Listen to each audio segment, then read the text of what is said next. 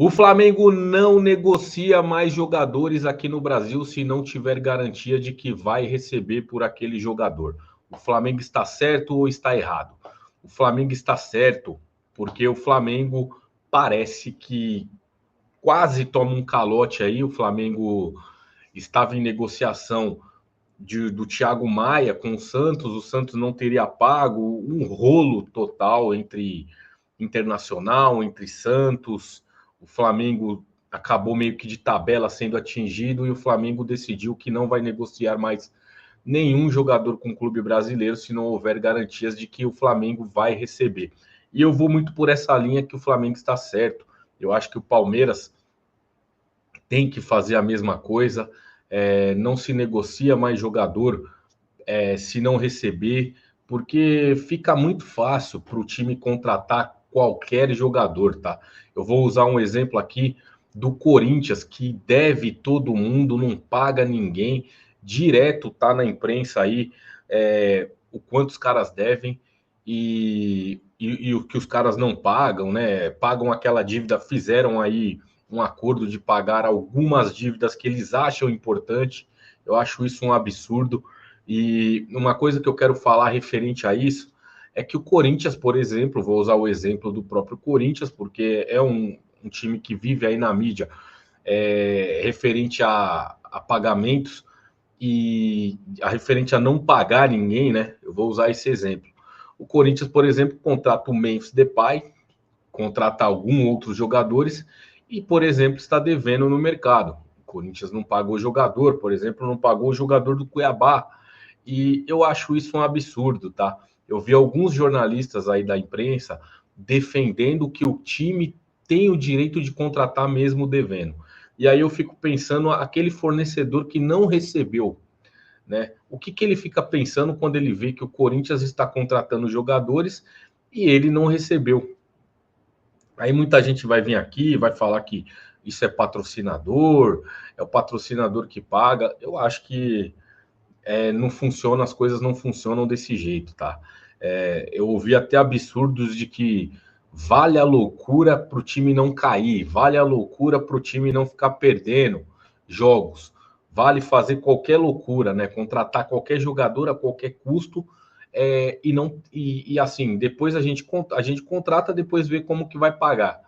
Eu ouvi muito isso aí de alguma parte da imprensa por aí, de pessoas, inclusive na internet. O torcedor eu entendo, porque o torcedor realmente ele é maluco, ele aceita qualquer coisa desde que seu clube saia vitorioso de campo, desde que seu clube saia campeão. Mas agora ouvir de jornalista alguns absurdos desses, eu acho que vai um pouquinho além do que é o futebol, tá?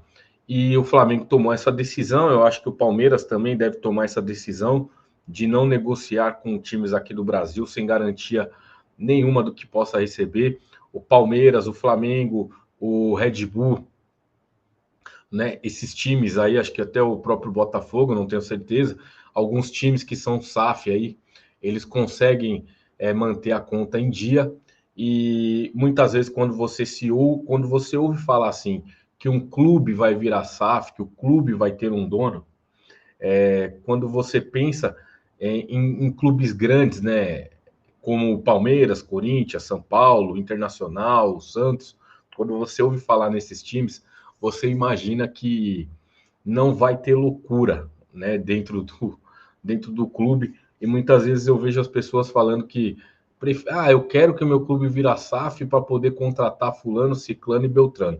E dá uma olhada no Botafogo aí, que contratou muito jogador, só que aí tem aquele acordo com o John Textor, que tem os dois times, acaba negociando, acaba focando um pouco mais no outro time, o Botafogo se desmanchou, os torcedores já estão reclamando, dizem que tem atraso de premiação. Então, meus amigos, o futebol brasileiro, muitas vezes, ele é essa bagunça por simplesmente dirigentes não fazerem as loucuras que eles querem e pagam, deve, não nega e paga quando puder.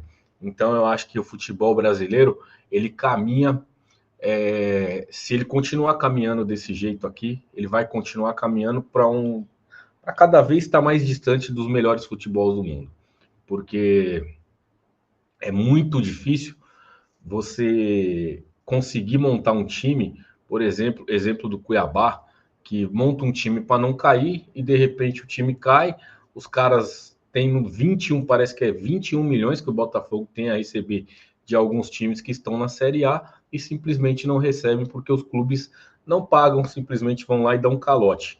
E eu acho isso um absurdo. E um absurdo, um maior absurdo ainda é continuar a acontecer essas coisas e ninguém fazer nada. Então, muita gente fala em fair play financeiro para poder ter concorrência entre os clubes, né? Ah, mas o fulano contratou, o ciclano contratou, para ter concorrência a gente precisa ter fair play financeiro. E aqui no Brasil fica muito difícil e cada vez mais distante de ter fair play financeiro, por quê? Porque, cara, se existisse aqui o fair play financeiro, o Corinthians, por exemplo, não contrataria jogador. O São Paulo hoje, que está tendo um problema de fluxo de caixa, que é problema com salário, problema com não pagou 9 milhões do jogador do Grêmio. Então, assim, também sofreria para contratar. Né? Mesmo que faça aquela manobra de jogar para o patrocinador pagar, eu acho que aqui no Brasil fica muito difícil e o futebol fica cada vez mais longe de ser um dos melhores futebol do mundo por conta dessa forma que os dirigentes do Brasil levam o futebol. Vão empurrando com a barriga e aí quando der a gente contrata, quando der paga, quando atrasa salário, não tem problema e fica nessa baderna e ninguém resolve nada. Beleza? Mais aí um desabafo sobre esse futebol aí que está acontecendo. O Palmeiras já passou por isso anos atrás, desde 2015, que o Paulo Nobre conseguiu acertar a casa e vem até então acertando tudo que devia, inclusive a Leila Pereira, que vem fazendo uma boa gestão enquanto a dinheiro, né? Dentro de campo erra muito, mas financeiramente vem fazendo uma boa gestão. O Flamengo se acertou também, então acho que fica de exemplo esses clubes para os demais, para que possam seguir a mesma linha. Avante palestra, tamo junto, valeu.